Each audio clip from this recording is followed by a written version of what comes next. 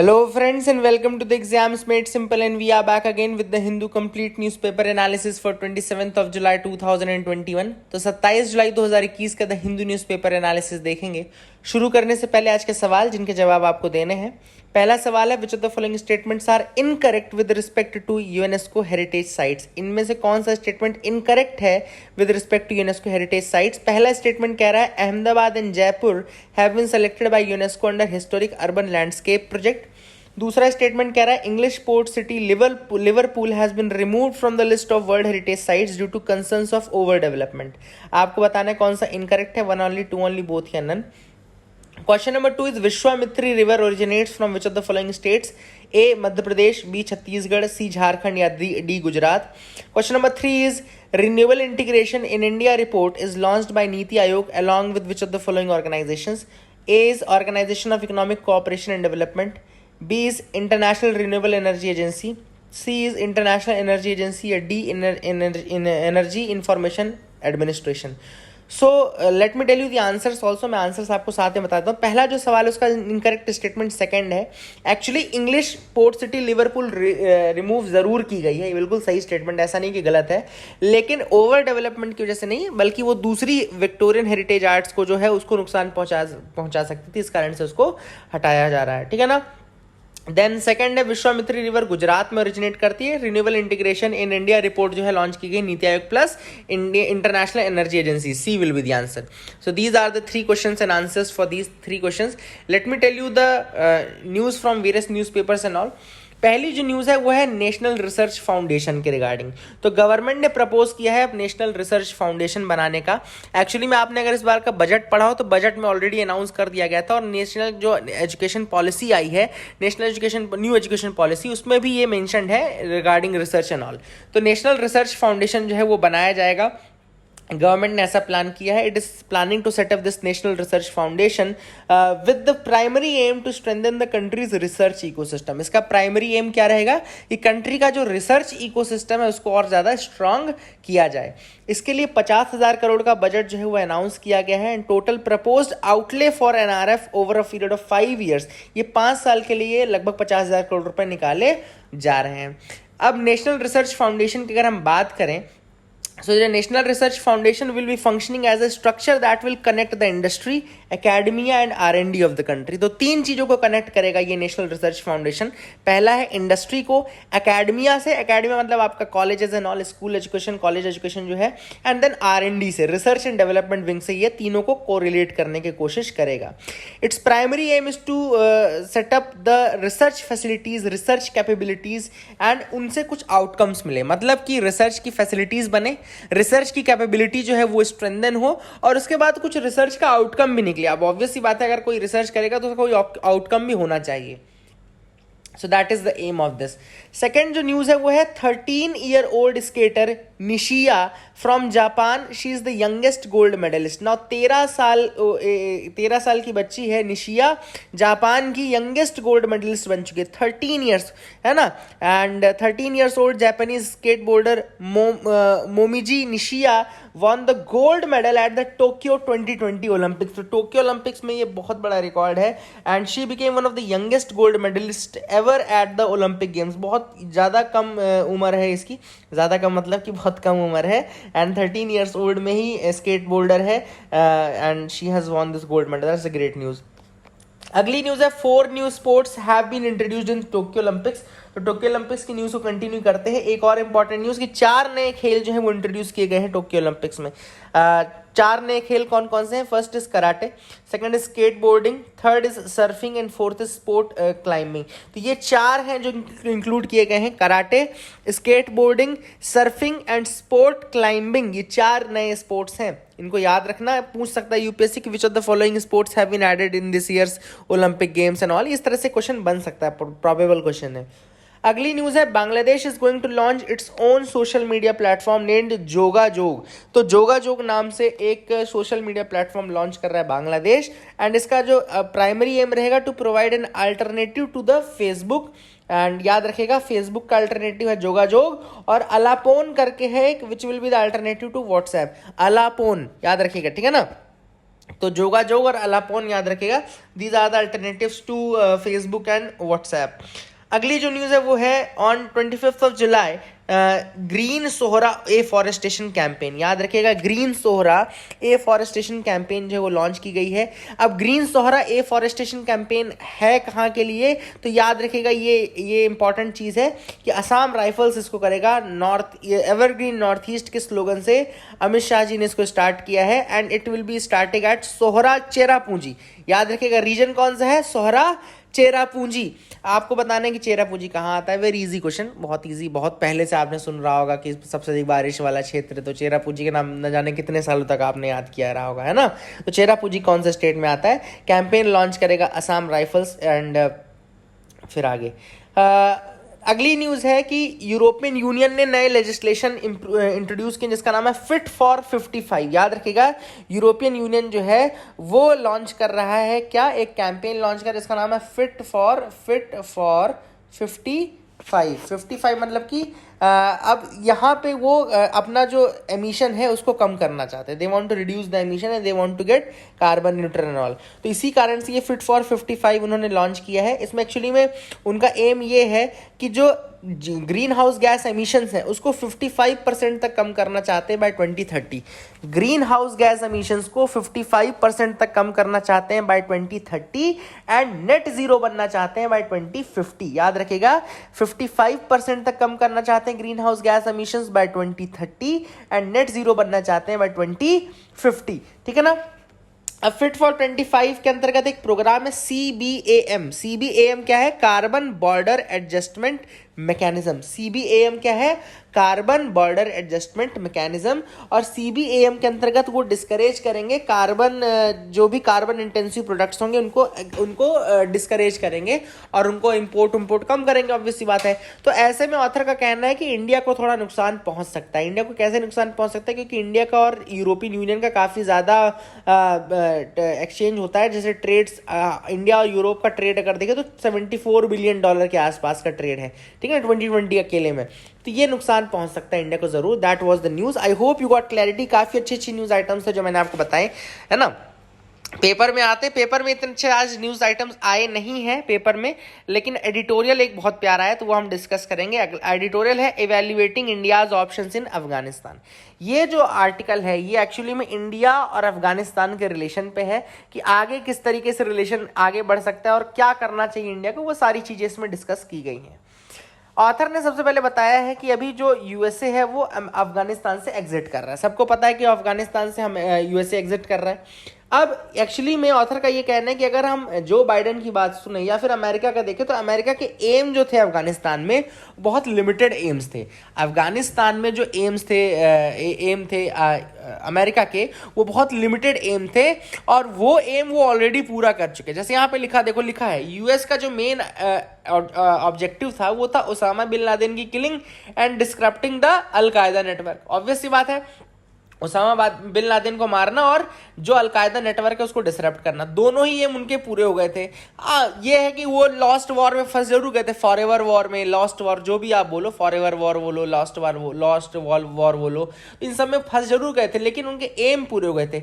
लेकिन इंडिया के एम्स इतने लिमिटेड नहीं है। ऑथर का कहना है कि ऑथर का नाम बता दूं, स्टैनली जॉनी का आर्टिकल है। बहुत प्यारा आर्टिकल लिखता है स्टैनली जॉनी। जब भी मैंने पढ़े इनके आर्टिकल बहुत ही ज़्यादा अच्छे आर्टिकल रहते हैं और इंटरनेशनल रिलेशंस पे ही ज़्यादातर लिखते हैं, तो याद रखिएगा स्टैनली जॉनी का नाम भी। अब देखो यहाँ पे ऑथर ने ये कहा है कि अमेरिका चाहता है कि इंडिया की रोल प्ले करे। कैसे आपको पता चलेगा कि अमेरिका चाहता है, क्योंकि अगर आपने देखा हो क्वाड ग्रुप में इसने जापान और ऑस्ट्रेलिया के साथ इंडिया को रखा। दूसरा, ऑस्ट्रेलिया एक और चीज़ चाहता है कि अब अफगानिस्तान से फोकस हटा करके वो चाइना पे लाना चाहता है, क्योंकि उसकी एनर्जी जो है वो चाइना को हराने में अब ज़्यादा लगनी चाहिए। ऐसा अमेरिका को भी लगता है कि भैया पूरी एनर्जी अगर वो अफगानिस्तान के वॉर में ही लगा देगा तो फिर चाइना को किस तरह से टैकल कर पाएगा। तो यहाँ पे भी वो चाहता है कि चाइना को काउंटर करने में इंडिया एक अच्छा रोल प्ले करे। अब ऑथर ने कहा कि इंडिया के साथ प्रॉब्लम ये है कि इंडिया जो है वो एक कॉन्टिनेंटल एशियन पावर है India is a continental Asian power. And इसके अलावा उन ऑथर का ये भी कहना है कि चाइना, जैसे अमेरिका तो एग्जिट कर सकता है अफगानिस्तान से, लेकिन इंडिया नहीं कर सकता। इंडिया को अपना इन्वेस्टमेंट मेक श्योर करना है कि वहाँ पे अच्छे से रहे, इंडिया को बायलैटरल रिलेशंस अच्छे करने हैं, इंडिया को वहाँ का मार्केट भी टैप करना है। इंडिया ने खुद जो इतने इन्वेस्टमेंट किए हैं अफगानिस्तान के लिए वो उसको मतलब अच्छे साबित करने हैं। फिर इसके अलावा इंडिया को अपने पर्सनल वहाँ जो लोग इंडिया के हैं उनकी भी रक्षा करना है। सारी चीजें हैं ऑथर ने कहा। ऑथर ने कहा कि देखो अमेरिका अगर स्पेस क्रिएट कर रहा है, मतलब अमेरिका अगर वहां से जा रहा है, तो उस स्पेस को भरने के लिए रशिया और चाइना आगे आ रहे हैं। मतलब Russia and China are filling that space. एक चीज ये भी हमको ध्यान देनी है, और इंडिया को भी ये ध्यान देना है कि कहीं ऐसा ना हो कि they lag behind in this. India को पीछे नहीं हटना है, उनको भी अपना जो रिलेशनशिप है उसको और ज्यादा रीइंफोर्स करना है। ऐसे में कई लोग पहले बोलते थे तालिबान से आप बात करिए। अगर आज का आप आर्टिकल पढ़ेंगे, एक और आर्टिकल आया है एस जयशंकर का जिसमें इंटरव्यू है, उन्होंने कहा है खुद कि तालिबान से भी बात चल रही है। ऐसा नहीं कि तालिबान से बात नहीं चल रही इंडिया की, लेकिन इंडिया का जो हमेशा प्रेफरेंस रहा है या इंडिया का जो हमेशा इंक्लिनेशन रहा है वो किसकी तरफ रहा है, वो रहा है वहाँ की इलेक्टेड गवर्नमेंट की तरफ। ठीक है ना, तो याद रखिएगा कि यहाँ की इलेक्टेड गवर्नमेंट की तरफ इंक्लिनेशन ज्यादा रहता है इंडिया का। एंड इंडिया वही चाहता है कि अफगान लेड टॉक्स हो, अफगान लेड टॉक्स हो, तालिबान लेड टॉक्स ना हो, Afghan led talks. And that is a valid thinking as well. तो ऑथर ने क्या सजेस्ट किया, इसके लिए क्या करना चाहिए? तो ऑथर ने इसके लिए सजेस्ट ये किया है कि तालिबान से आप भले बात करो, लेकिन वहां पे पीस स्टैब्लिश करने के लिए अफगानिस्तान के से आप जब बात करो तो अफगानिस्तान से आप वहां पे डेमोक्रेसी मेंटेन करने की बात करो, अफगानिस्तान की आप वहां पे कैपेबिलिटीज को स्ट्रेंथन करने का काम करो, अफगानिस्तान की मिलिट्री को आप ट्रेनिंग प्रोवाइड करो। देखो ये सारी चीजें ऑथर ने बोली कि अफगानिस्तान की मिलिट्री को ट्रेन करना भी इंडिया चाहे तो कर सकता है। इंडिया को अब वो रोल प्ले करना है जो कहीं अमेरिका प्ले कर रहा था कुछ दिनों तक वहां पे। ठीक है ना, तो ऑथर ने कहा कि तालिबान के साथ आप कर रहे हो बहुत अच्छी बात है, लेकिन आपको यह भी देखना है कि आप कहीं ना कहीं लेजिटिमेट गवर्नमेंट को सपोर्ट करें, आप उनकी कैपेबिलिटी उसको बढ़ाने की कोशिश करें। अमेरिका जो रोल प्ले कर रहा था अभी तक वहां पे मिलिट्री ट्रेनिंग का एंड ऑल, वो आप रोल प्ले कर सकते हैं। वहां के जो इंस्टीट्यूशंस हैं डेमोक्रेटिक उनको स्ट्रेंथन कर सकते हैं। ये सारी चीजें ऑथर ने यहाँ पे बोली है। ठीक है ना, प्लस एक और चीज आप लिख लीजिएगा कि रीजनल पावर्स, जो वहां पे रीजनल पावर्स है, मतलब कि तालिबान के अलावा जो पॉलिटिकल रीजनल पावर्स हैं, आप सबके साथ कॉर्डियल रिलेशंस बना करके चले। कोई भी पावर में आ सकता है, ठीक है ना, कोई भी पावर में आ सकता है, लेकिन इंडिया बिल्कुल नहीं चाहेगा कि वहां पे कभी भी तालिबान पावर पे आए। देखो ये चीज हम कभी नहीं चाहेंगे कि तालिबान पावर पे आए, क्योंकि तालिबान एक ऐसा ग्रुप है जो कि टेररिस्ट ग्रुप है। कहना चाहिए ना कि टेररिस्ट ग्रुप ही है वो एक तरीके से। अगर वहां पे टेरर फैला रहा है, कोई भी व्यक्ति अगर टेरर फैलाता है तो वो टेररिस्ट की ही फिर कैटेगरी में आता है ना। और यहां पे भी ये तालिबान यही कर रहा है कि किसी न किसी तरीके से by hook by crook by force power लेना चाहता है। ऐसे में ऑथर ने यह भी कहा कि अफगानिस्तान मिलिट्री भी काफी स्ट्रांग है, 2 लाख से ज्यादा बैटल हार्डेंड सोल्जर्स हैं वहां पे, और कई स्पेशल फोर्सेस के भी वहां पे हैं। लेकिन कोशिश यही करनी है हमको कि हम और उनको ट्रेनिंग प्रोवाइड करते रहें, उनको स्ट्रांग बनाते रहें। ऑथर ने एक और चीज बोली कि ईरान जैसे जो नेबरिंग कंट्रीज हैं वो भी कभी नहीं चाहेंगे कि तालिबान पावर पे आए, तो वो भी, उनका भी सहारा हमको लेना चाहिए, उनको भी इंक्लूड करना चाहिए और कोशिश करनी चाहिए कि तालिबान को पावर में हम किसी तरीके से आने से रोके। दूसरी चीज, तालिबान जो है उसका इंक्लिनेशन पाकिस्तान की तरफ बहुत ज्यादा रहता है, तो तालिबान अगर पावर में आए तो ये किया हमारे लिए एक नुकसान ये भी होगा कि फिर चाइना और पाकिस्तान की तूती बोलेगी, है ना, कि वही वाली बात है कि फिर अफगानिस्तान के मुंह से वही चीज निकलेगी जो पाकिस्तान या चाइना चाहता है, तो वो हम बिल्कुल नहीं चाहेंगे। तो that these are all different angles which are there. ऐसे में हमको क्या करना चाहिए, वही वाली बात है कि इंडिया के लिए सिनेरियो क्रिटिकल जरूर है, लेकिन हमको अभी भी यही करना है कि हम काबुल को सप्लाईज प्रोवाइड करें। जैसे अभी हम चाहें तो वैक्सीन के थ्रू कोलैबोरेट करें। मेडिकल टूरिज्म ऑलरेडी अफगानिस्तान का काफी स्ट्रांग है, अफगानिस्तान काफी लोग आते हैं अफगानिस्तान से यहाँ पे। फिर हम चाबहार कनेक्टिविटी प्रोजेक्ट्स पे ध्यान देना शुरू करें। स्ट्रेटेजिक टाइज हम ईरान के साथ और अच्छी बनाए अपनी, है ना, जो उनके नेबर्स उनके साथ भी अच्छी टाइज बनाए ना। और हमको चाइना से भी बात करनी चाहिए ताकि स्टेबिलिटी अफगानिस्तान में आए, ना कि इस तरीके के तालिबान जैसी रिजीम आ जाए। तो हमको स्टेबिलिटी के लिए भी काम करना चाहिए। तो all these things are there in this article. I hope you got clarity which are there, है ना, इसको याद रखिएगा। आगे मूव करते हैं, देखते हैं और क्या इंपॉर्टेंट न्यूज आइटम्स है जिनके बारे में हमको डिस्कस करना है। तो you can move with me, आगे आप मेरे साथ मूव कर सकते हैं। यहाँ पे देखो बहुत ज़्यादा यहाँ पे न्यूज़ आई नहीं है आज, तो उसको हम यहाँ पे डिस्कस नहीं करेंगे। पेगासस आप सबको पता है कि स्पाईवेयर है, Pegasus is an spyware, you all know that. India engages Taliban but questions Pakistan support, ठीक है ना, इसको याद रखिएगा। अब यहाँ पे इनका ये कहना है कि इंडिया तालिबान के साथ इंगेज तो कर रहा है, लेकिन पाकिस्तान का जो सपोर्ट है, पाकिस्तान के साथ जो उसका बात चल रही है वो क्या हो रहा है ये उनको नहीं पता, ठीक है ना। तो इंडिया के बारे में इंडिया ने ये कहा कि तालिबान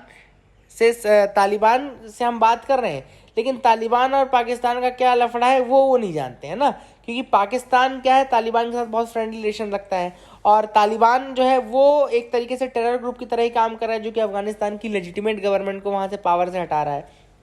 तो वही वाली बात है कि इंडिया ने इंगेज करना शुरू कर दिया है, और वही चीज़ जयशंकर जी ने भी कही कि he has visited to Doha also, Moscow also, Tashkent also, हर जगह उन्होंने बात की है, they are playing a role and, लेकिन जो पाकिस्तान और तालिबान का एंगल है वो समझ में नहीं आ रहा है। Land use change disrupted Kinnaur's ecology. अब यहाँ पे किन्नौर के बारे में न्यूज़ आई है, आपको बता दूं किन्नौर क्या है। Kinnaur is actually in Himachal Pradesh, Kinnaur is located in Himachal Pradesh and यहाँ पे अभी 9 लोगों की जान चली गई थी because of the landslide. And ये लैंडस्लाइड होने का रीज़न जो यहाँ पे स्टडी हुई है उसमें क्या बताया जा रहा है कि जो वहाँ पे कंस्ट्रक्शन वर्क्स हुए हैं, जो वहाँ पे हाइड्रो पावर प्रोजेक्ट्स बनाए जा रहे हैं, वहाँ पे जो लैंड की टनलिंग की जा रही है, देखो टनलिंग होगी, अगर सोचो पहाड़ में टनलिंग हो तो क्या वो पहाड़ की इंटीग्रिटी वीक नहीं हो जाएगी? ऑब्वियसली ज़्यादा वीक हो जाएगी। तो यहाँ पे वही वाली बात चल रही है कि कंस्ट्रक्शन के जो ओवर कंस्ट्रक्शन हो रहा है, जो हाइड्रो पावर प्रोजेक्ट्स वहाँ पे बनाए जा रहे हैं, they are creating major impact, and वो जो है बड़े रीज़न है because of which the forest biodiversity is disturbed, और पूरा का पूरा जो लैंडस्केप है वो पूरा का पूरा फ्रेगमेंटेड हो गया है और बहुत ज़्यादा फ्रजाइल होता जा रहा है। प्लस इसमें टनलिंग होती है, ब्लास्टिंग की जाती है, तो ये जो blasting, tunneling, all these things create the they damage the structural integrity, और जब स्ट्रक्चरल इंटीग्रिटी डिस्टर्ब होगी तो ऑब्वियस सी बात है ये सारी चीज़ें वीक होंगी और गिरने लगेंगी। Revenue from monuments are down, obviously आता है कोविड के टाइम पे रेवेन्यू जो है मॉन्यूमेंट से काफ़ी ज़्यादा गिरते जा रहे हैं, है ना, एंड बहुत ज़्यादा कम हो गया है रेवेन्यू मॉन्यूमेंट से। कोविड के टाइम पे लोग वैसे भी विजिट करना, घूमना कम कर चुके हैं, so that is the thing which is there. Tunisian president sacks government. अब यहाँ पे Tunisian president has sacked the government. काफ़ी ज़्यादा प्रोटेस्ट आजकल चल भी रहे हैं ना, काफ़ी ज़्यादा प्रोटेस्ट अलग अलग कंट्रीज में चल रहे हैं, तो ये थोड़ा आपको याद रखना पड़ेगा। ये आगे मूव करते देखते और क्या इंपॉर्टेंट न्यूज आइटम्स है जिनके बारे में डिस्कस करना है। सीजीएन यहाँ पे न्यूज में था, तो सीजीएन क्या है? It is China general nuclear. याद रखेगा यूके एक्चुअली में क्या कर रहा है, ब्रिटेन क्या कर रहा है, चाइना के रोल को इन्वेस्टिगेट कर रहा है, और ऐसे में वो चाहता है कि जो न्यूक्लियर एनर्जी है उसमें चाइना का रोल कम से कम रहे। तो यूके ने अपने कंट्री के लिए ऐसा कर दिया कि UK could bar China from the nuclear projects. UK China को न्यूक्लियर प्रोजेक्ट से बार कर सकता है।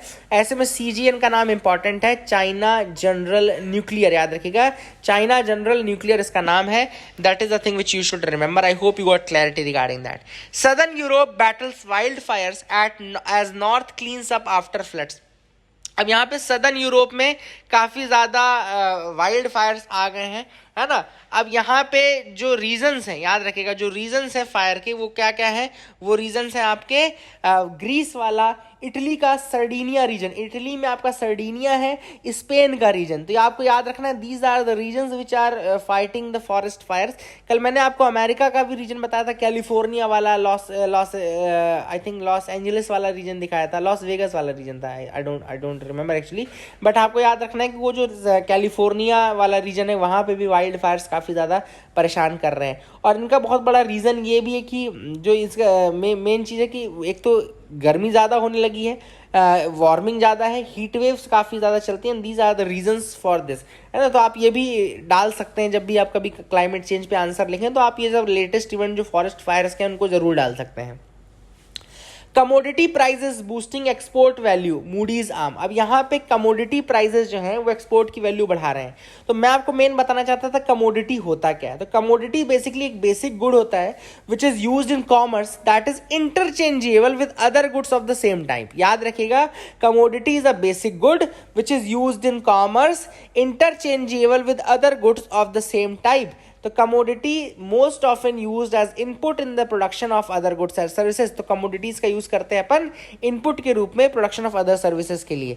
The quality of a given commodity में differ slightly but it is essentially uniform across the producers. Examples है grains, gold, oil, natural gas. याद रखिएगा, grains, gold, oil, natural gas, these are the examples of this commodity and all. तो इसको भी आप याद रख सकते हैं। That is it I think for the day.